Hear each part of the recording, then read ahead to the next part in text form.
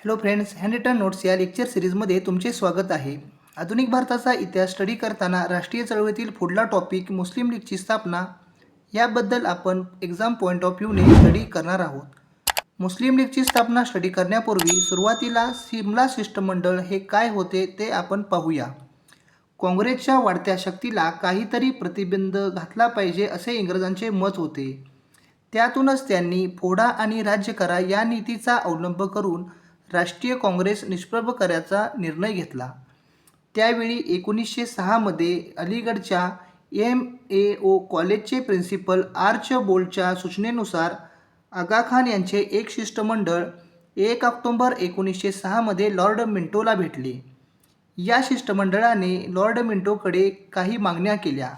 त्यामध्ये मुस्लिमांसाठी स्वतंत्र मतदारसंघ, स्पर्धा परीक्षेशिवाय उच्चपदी मुस्लिमांच्या नेमणुका, मुस्लिमांना योग्य ते प्रतिनिधित्व मिळावे या मागण्यांचा समावेश होता. या भेटीतूनच लीगच्या स्थापनेची पार्श्वभूमी तयार झाली. आता आपण मुस्लिम लीगची स्थापना याबद्दल अभ्यासूया. मुस्लिम लीगची स्थापना ही आगाखान यांच्या नेतृत्वाखाली स्थापन झाली.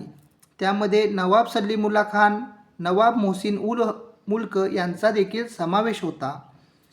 मुस्लिम ऑल इंडिया कॉन्फडरन्सी याची स्थापना 9 नोव्हेंबर 1906 रोजी ढाक्याचे नवाब सलीमुल्ला खान यांनी केली.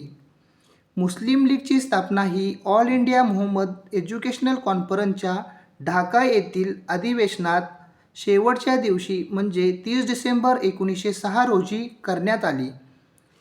मुस्लिम लीगचे पहिले अध्यक्ष हे आगा खान होते.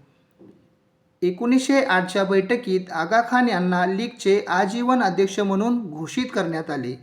मुस्लिम लीगची पहिली कामगिरी पाहिली तर 1909च्या मुर्ले मिंटो सुधारणा कायद्याने मुस्लिमांना स्वतंत्र मतदारसंघ मिळाले.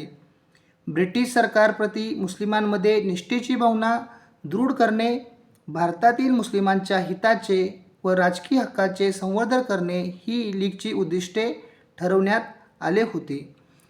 एकंदरीत काँग्रेस व लीगचे उद्दिष्टे वेगळे असले तरी ब्रिटिशांचे राज्य भारतावर कायम राहावे अशी लीगची इच्छा होती. आता येणाऱ्या लेक्चरमध्ये आपण सुरत फूट, स्वराज्याची मागणी व मुर्ले मिंटो सुधारणा कायदा याबद्दल स्टडी करूया. तुर्तास धन्यवाद. भेटूया आपल्या पुढल्या लेक्चरमध्ये.